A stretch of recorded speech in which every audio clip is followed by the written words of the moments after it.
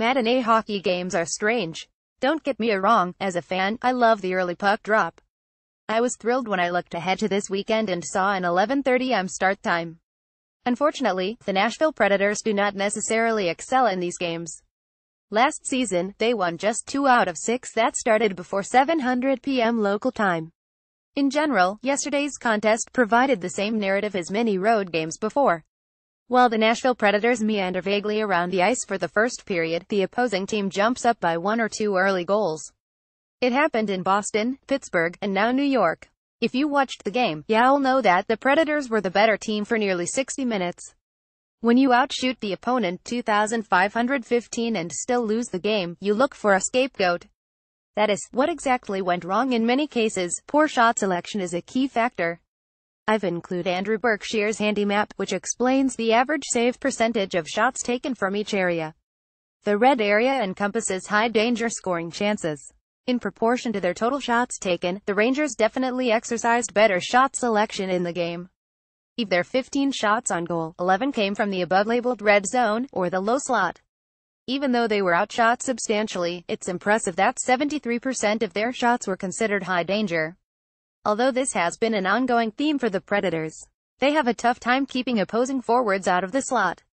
The Nashville Predators did record a couple more high-danger chances, with 13 out of 25 shots coming from the low slot. With so many more shots on goal, however, you'd like to see more taken from dangerous areas. The table below breaks down each team's shots on goal SOG, high-danger chances for HDCF and against HDCA, as well as the percentage of high-danger chances taken by each team HDCF %. Team Sodfka DCF % NYR 1511134.5.83 NSH 2513115.4.17 Individual performance. Analyzing each player's performance can be done in a couple of ways. For example, I can tell you from watching the game that Alexei Emelin looked dismal for the Rangers' first 2 goals. On the first, his lack of speed was exposed. On the second, it was his lack of awareness. He's played well recently, but yesterday was his worst game with the Predators so far. There were a lot of questions before the game as to why Samuel Girard was benched in place of Yannick Weber or Matt Irwin. I am definitely perplexed by Peter Laviolette's decision. Unfortunately for Girard fans, Weber and Irwin led the team yesterday in puck possession at even strength. The Predators outshot the Rangers 41 when these two were on the ice. In reality, about 90% of the Predators on the ice yesterday played very well.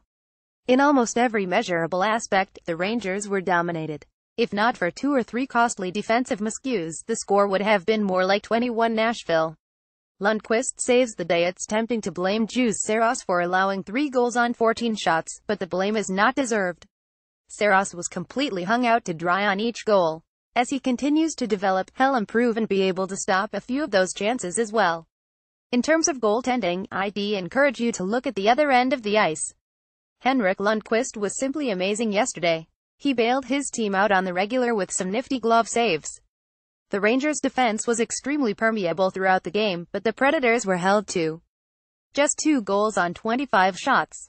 Even as he nears the end of his career, Lundqvist is still a top-tier goaltender in the NHL. Future considerations. As a fan, I want to see more out of the coaching staff. The frequency at which the Nashville Predators are outscored in the first period is extremely frustrating. I am placing it on the coaches to start getting players fired up from the start, and encourage them to just bury teams. They have the ability to do it, that's for sure. They need to tap into that ability much earlier on, however, or road games will continue to be a sore spot. Luckily for the Predators, their next matchup is on home ice. They'll look to get back on track against the 440 Calgary Flames on Tuesday night in Nashville.